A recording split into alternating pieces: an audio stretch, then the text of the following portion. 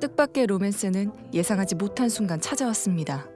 그 이제 친구 이사 도와주러 갔다가 그날 친구 집에 와서 그때 만났었죠. 그 집에 전 세입자였어요.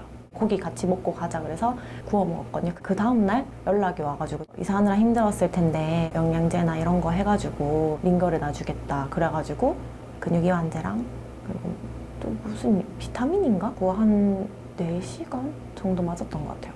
흉부외과 펠로우 1년 차라고.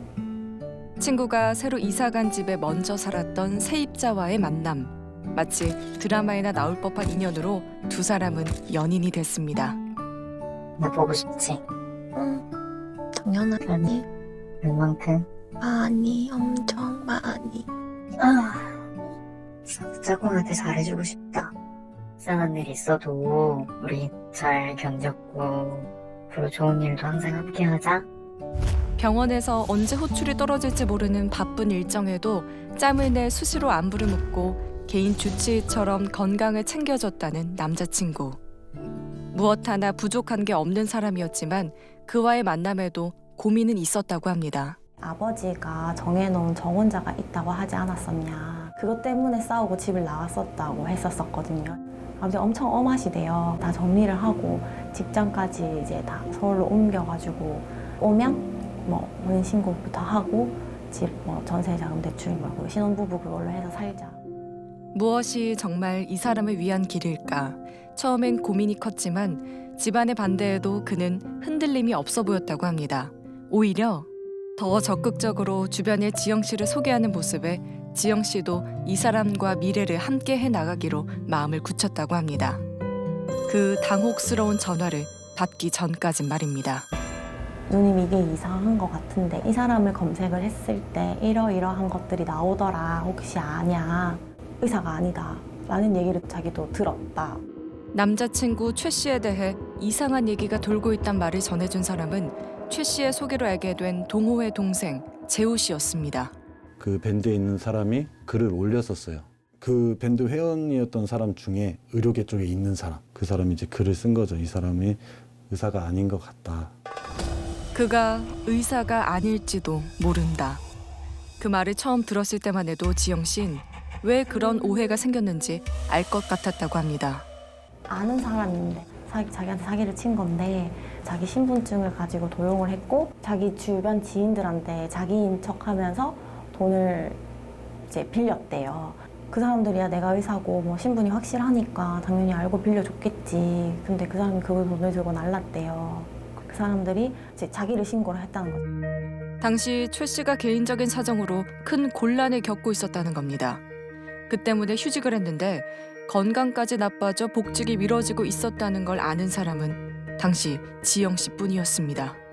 지영 씨는 남자친구가 대학병원에 근무한다는 재직 증명서도 직접 눈으로 확인했다고 합니다.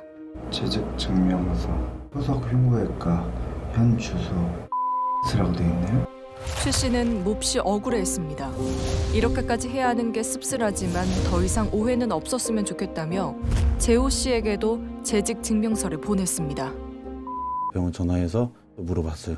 이런 의사 이름을 가진 사람이 있느냐. 의사는 있긴 있는데 저한테 얘기한 과는 흉부외과예요. 근데 흉부외과는 없고 이식외과에 동명이인은 있어요.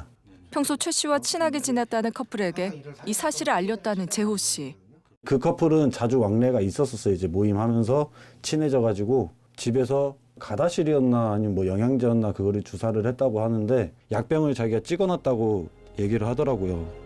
혹시나 하는 마음에 받아본 그 약병의 사진엔 믿기지 않는 글씨가 쓰여 있었습니다. 코로나 백신이라고 해. 네, 밑에 보면은 개한테 쓰세요. 적혀져 있잖아요. 반드시 개에게만 사용하시오. 그것은 개 전용 의약품이었습니다. 이건 강아지 코로나 예방접종 백신이에요. 고양이한테도 못 맞고 장염을 예방하기 위해서 만든 백신이거든요. 동물용으로 나온 거기 때문에 사람에게 썼을 때 어떤 부작용이 생겼는지 그런 것들은 전혀 알 길이 없어요. 임상 데이터 자체가 전혀 없어요. 그래서 어떤 식으로 사람 몸에서 반응할지 몰라요. 규현 씨는 최 씨에게 어떻게 된 일인지 따져 물었습니다. 그러자 요즘 팔에 났던 거? 소염제. 소염제요? 어떻게 쓰는 약이에요, 그게? 몸이 안 좋을 때 고동의 소염제를 맞는데 덥고 하게 좀 그러니까 피아 주사는 거야. 이걸로 맞았잖아요. 이거는 아니야. 이거는 얘 동물이잖아. 동물용 사람한테 쓰면 큰일 나. 왜 그런 동물용을 가지고 있느냐? 오빠는 대형견을 많이 키웠었거든. 너가 맞고 언니가 동일하게 맞은 거는 하얀색이야. 아닌데 이건데? 논란이 계속되자 재호 씨는 최 씨에게 받은 재직증명서를 다시 한번 살펴봤다고 합니다. 좀 이상하다 싶어서 또 한번 봤어요. 대부분 재직증명서 같은 경우에는 그러니까 회사 직인이 찍혀서 나오거나 아니면 이제 그 뽑아준 사람 담당자 도장을 찍어주거나 그러잖아요. 근데 이 도장 찍힌 거를 한자를 검색을 해보니까 자에다 자예요.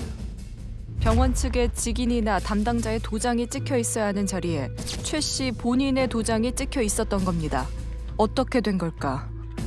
확인해보니 인터넷에는 최 씨를 연상케 하는 글들이 꽤 많았습니다.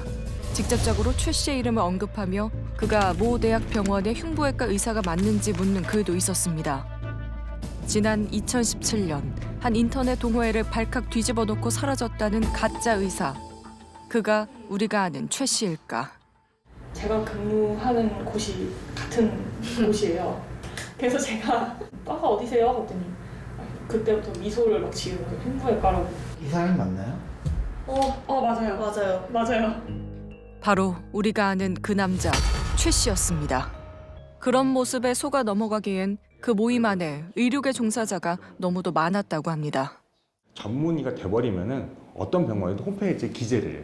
근데 레지던트는 조직도에 안 나온단 말이에요. 레지던트는 무조건 합격자 명단이 있대요. 2014년도 레지던트 합격자 명단이 흉부외과. 근데 사람은 없어요. 흉부외과 명단에 5명밖에 안 되는데. 흉부외과 레지던트 합격자 명단 어디에도 최 씨의 이름은 없었고 흉부외과 학회에서도 그가 졸업했다는 대학에서도 최 씨의 이름은 확인할 수 없었습니다. 라고 86년생이라고 하시는데 회원증에 이라고 없어요. 과때는 이름 순으로 이렇게 쭉 돼 있기 때문에 학번 수업을 같이 들어요.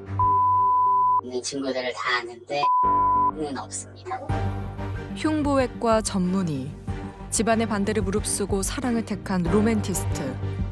지영 씨가 알던 그 남자 최 씨는 누구였을까? 최 씨와 사귀던 6개월, 지영 씨는 그에게 적지 않은 돈을 빌려줬습니다. 금전적으로 문제가 있는데 아버지한테 얘기하면야 다 해결해줄게 대신에 내가 얘기했던 사람이랑 결혼해라 라고 할 거고 니는 낙동강 오리얼 되는 걸 거고 어떻게 할 수가 없다. 그러면서 이 돈을 요구했었어요. 가뜩이나 사기를 당해 힘든 상황에 자신 때문에 집안의 도움도 받지 못하게 된 것 같아 미안했다는 지영 씨.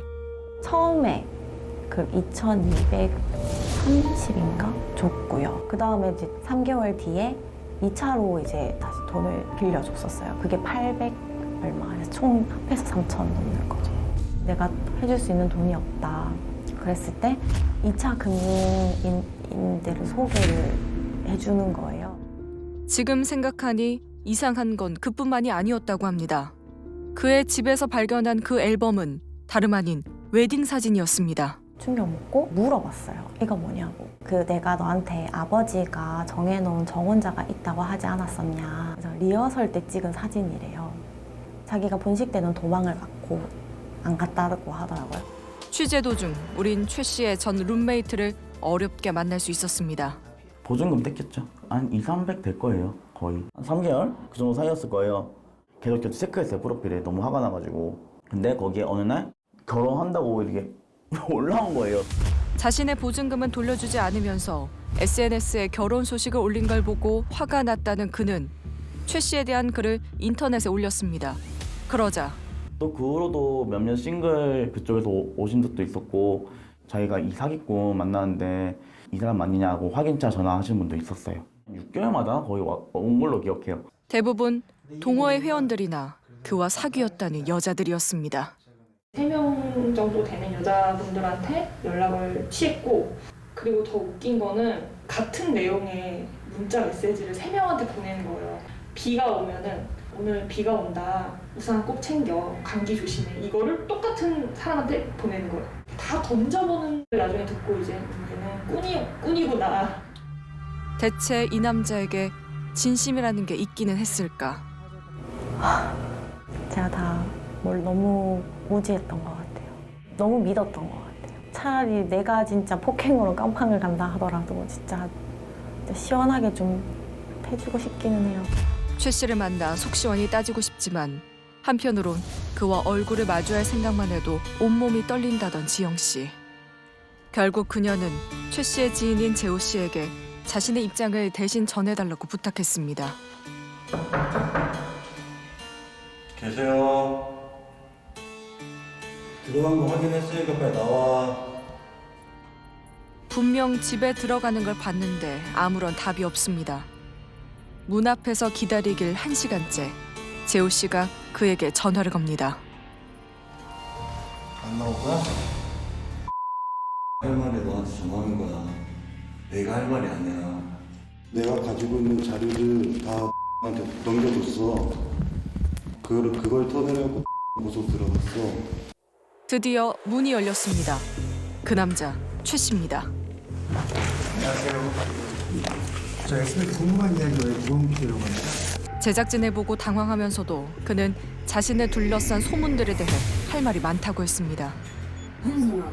이게 저도 이제 저쪽 얘기만 듣고 믿을 수 없으니까 여러 명한테 제보가 왔어요. 그래서 자신은 마녀 사냥을 당하고 있다며 억울함을 주장하는 최 씨. 개인을 상대로 저에 대한 많은 사냥 형식을 몰아가는데 제가 분명히 잘못한 부분도 있지만 저 사람들과의 모임 자체가 신원을 서로 알면 안 되는 그런 모임이에요. 사실 사칭이라고 표현을 했지만 사칭으로 인해서 제가 어떤 이해관계에 얽혀본 적이 없었기 때문에 제가 얻고자 하는 게 애초에 계획이 없었고 얻어낸 게 없습니다. 늘 항상 제가 피해를 봤어요. 원래는 그럼 직업이 뭐세요? 좋은 직장을 다니고 있었죠. 이 모든 게 자신이 속해 있던 동호회의 은밀한 속성 때문에 빚어진 오해일 뿐 사람들을 일부러 속인 건 아니라고 주장했습니다. 주사를 놔줬다고 해서 비면허 의료인이잖아요. 아 그럼요. 주사제를 가지고 있던 거는 동물을 제가 키우고 있었어요. 동물 의약품에서 구입을 할 수 있으니까. 혹시 캐나인 코로나 바이러스 백신 갖고 계셨었어요? 제가 가지고 있었던 거는 맞지만 동물용이에요. 사람한테는 뭔가 미친 짓인 거죠. 근데 이거를 투여하진 않았다는 거예요? 제가 직접 동물용 전혀요. 사실은 다릅니다. 그러니까 뭐 넣으셨어요? 그럼? 사람한테 가다실이라고 하고 놔주셨단 말이에요. 아 스트레스 받아. 스트레스. 저도 지금 머리 정리 좀 해보겠습니다. 막 잊고 싶은 기억들이 오해서. 동물용 의약품을 주사한 적은 없다면서 지영 씨와 지인들에게 놓은 주사약이 무엇이냐는 질문엔 갑자기 기억이 나지 않는다는 최 씨. 솔직히 지금 정확히 기억은 안 납니다. 근데 정확한 건 해당 약은 아미노산, 비콤씨 그리고 일반적인 증류 수액이었습니다. 과거에 교육을 받았었기 때문에 호의로 그렇게 한 행동이 굳이 문제가 된다는 점은 제가 제 개인적으로 책임을 져야 되는 부분인데 무면허 의료 행위를 한 이유도 의사 행세를 하기 위해서가 아니라 여자친구와 지인들을 아끼고 걱정하는 마음에 호의를 베푼 것뿐이라는 주장입니다. 후회하는데 중간에 좀 속상한 일이 있어서 이제 공부를 끝까지 해당 과를 의료 쪽을 마치지 못하고 전과를 좀 하게 된 케이스가 있어서. 학교는 어디서 나오신 거예요? 그러면 서울대 의대 아니시죠? 네, 저는 호주에서 나왔습니다. 왜 의사라고 하신 거예요? 그 당시에 처음에 이야기를 할 때 그때 당시에도 제가 뭐 교제를 하고 처음에는 글쎄요 한 달가량 정도 지났을 때부터 아예 정정을 했어요. 나 근무하고 있지 않다. 지영 씨와 만나고 한 달 뒤엔 자신이 의사가 아니라는 걸 밝혔다는 말과 달리 당시 그는 지영 씨에게 이렇게 얘기했습니다. 용인이나 원주 쪽을 한번 고려해보는 건 어떻겠냐. 그런데 자기 힘을 써보겠다. 결정은 쉽게 못하겠어. 내려가면 본원으로 못 올라오는 개념이 되는 거야. 의료사고에 휘말리거나 징계가 좌천되거나 내려가 있는 사람들 꽤 많거든. 미래를 함께할 사람에게 상의하듯 지영 씨에게 거짓말을 늘어놓던 이때 그는 이미 다른 여성과 결혼한 상태였습니다. 너무 오래 별거를 했고 그리고 저희는 혼인관계 이미 조정해서 곧 종결이 됩니다. 저는 그 친구 진짜 많이 사랑했거든요. 서로가. 이 돈을 빨리 갚으시. 네 맞습니다. 동화해서 명확하게 변제 의사 확실하고요. 필요하다면 공증 아니면 뭐라도 하겠다고 그리고 다른 기타 부분에 대해서는 재발하지 않도록 유념하겠습니다. 도와주시겠습니까? 선생님 좀 도와주세요. 죄송합니다.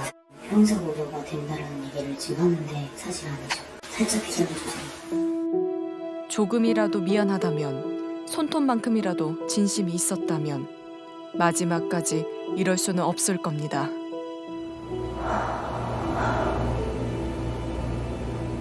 그냥 지금 와서 이런 거 보고 돌아왔던 시간들 되돌려보니까 일단 첫 번째는 제가 바보였고, 두 번째는 와, 사람이 이렇게까지 사람 감정을 이용해서 이렇게까지 진짜 하는 사람이 있구나 라는 생각도 들면서 좀 허무하기도 하고.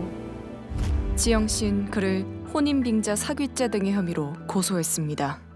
의사가 아닌 사람은 의료행위를 할 수가 없어요. 의료법상 무면허 의료행위죄에 해당이 됩니다. 나가서 이로 인해서 어떤 목숨을 잃거나 잃을 가능성이 있었다고 하면 상해죄나 살인 미수죄도 충분히 처벌할 수가 있습니다. 거짓으로 자신을 포장하고 교활한 속삭임으로 마음을 농락한 최 씨. 당신이 호의라고 말하는 그것은 법의 처벌을 피할 수 없는 범죄일 뿐입니다.